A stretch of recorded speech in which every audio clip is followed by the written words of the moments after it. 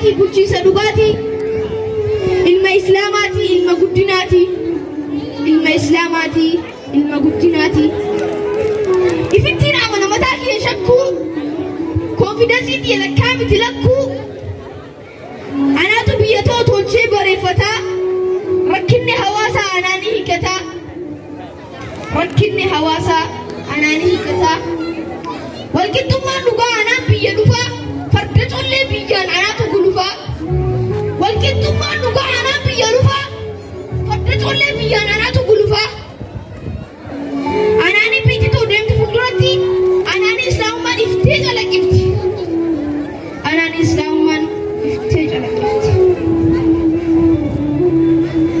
miidhamaa fi tumsaa rakkataa gargaaraa ani biyyan diigu ani biyyaan jaaraa ani biyyan diigu ani biyyaan jaaraa abshir abshir abshir hawaasa koo anaatu siif jira anaa sirraa cuma kaa'u kan kee mara anaatu siif hamza anaa siif umari anaatu siif hamza anaa siif umari anaa siif bilaali anaa abaabakri anaatu aliyyi anaatu usmaani anaatu ammaari anaatu salmaani anaatu ammaari anaatu salmaani lammi naabdadhu bakka siifin gahaa fadhiin hin socho'u rabbirraan kaayadha yoomin lafa gahaa fadhiin hin socho'u rabbirraan kaayadha yoomin lafa gahaa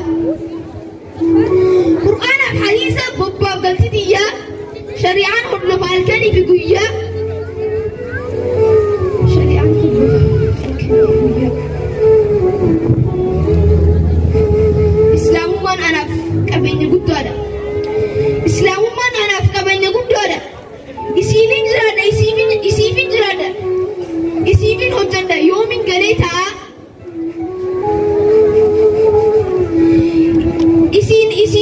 isirrattiin du'a isiinin du'a isirrattiin du'a isiifin du'a isirrattiin du'a bakkaan gahuu fedhe hundaa hunin gaha abdii guutuun qaba taasisaan Allah bakkaan gahuu fedhe hundaa hunin gaha abdii guutuun qaba taasisaan Allah abdii guutuun qaba taasisaan Allah.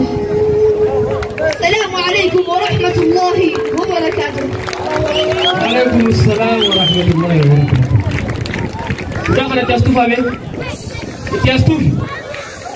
Bakar bisa ado. Oli bisa adem.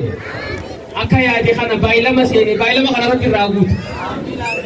Jolle da bailama mbekhu wan bailam ni tembe ne rabbi ragut. Wanjam tujetteti bakanga ede no.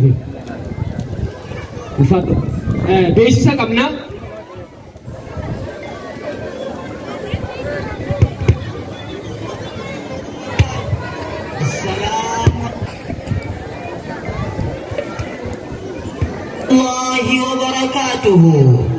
Dureen dhawaa biyyi tokkummaa fi jaalala akka waan lammada dhalachaa jirtuuti. Biyyi ulamaawotaa fi munshidoota gumaata